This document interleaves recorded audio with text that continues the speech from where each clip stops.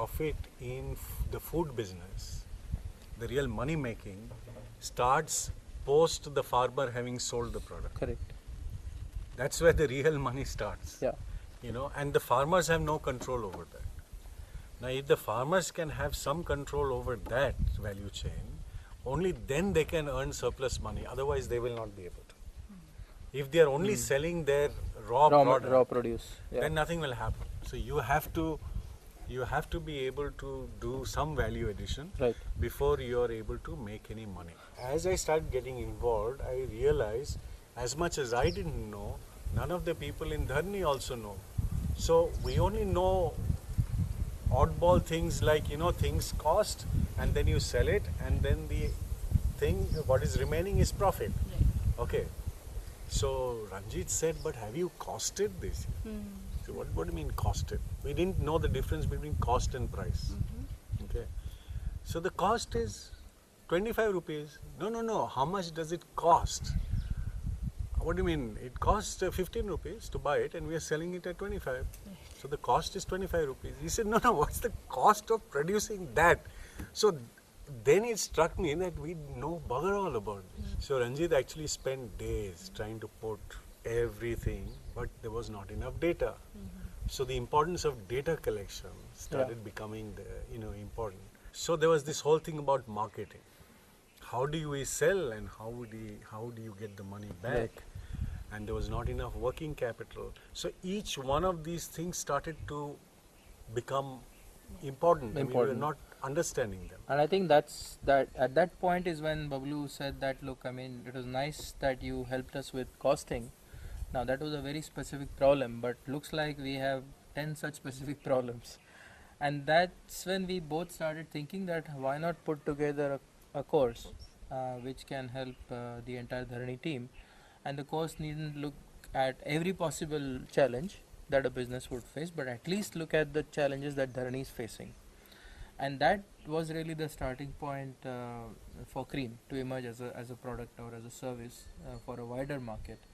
But as we explored and started building it, then Bablu realized that, look, if I am facing this problem, so is my friend who is doing a cooperative in the northern part of the country or somebody who's doing in Kerala. So we realized that there was a huge potential because if Dharani was struggling with such problems, so were other cooperatives and so were other producers and so were other NGOs.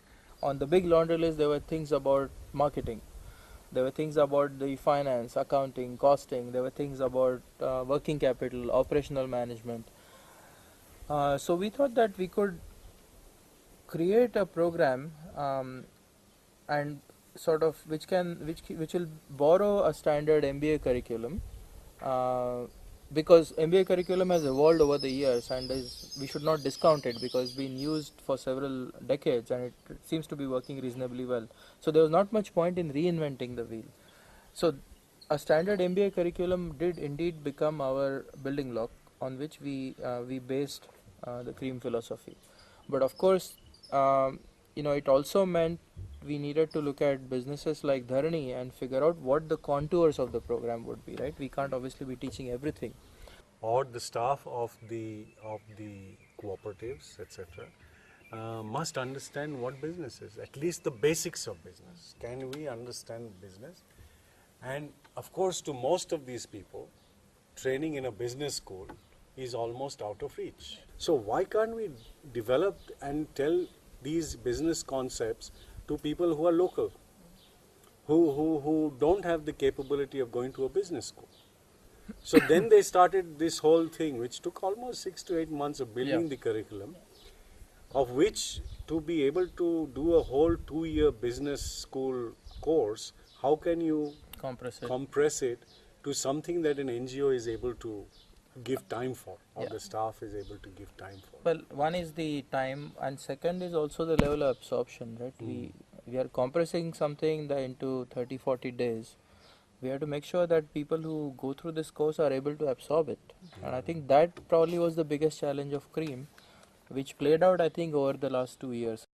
The additional challenge is to teach all this to a bunch of people who, as Bablu said, are coming from a background which is inherently weaker, not just economically, but from even an educational point of view. So one of the things that Bablu said that well, if we teach, great, but we have to teach in the local language, and that really became the central point of Cream, is that whatever we teach has to be in vernacular, because that is otherwise a barrier, and so that became as a conscious thought in our minds when we developed Cream, that everything and anything we teach has to be bilingual, English for the comfort of the trainer and local language for the comfort of the participant.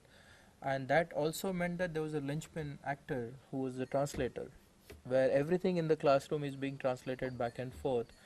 That particular role became crucial. So then we realized that we are starting something that is just simply not localized to Timbuktu Organic. It has a wider appeal, it probably had a wider significance, which also meant that we needed more diverse team. I mean, the whole teaching experience had to be repeated in different languages, in different contexts, Locations. in locations, because the nature of business changes as you go from, say, Andhra to Kerala. So that enriching had to happen.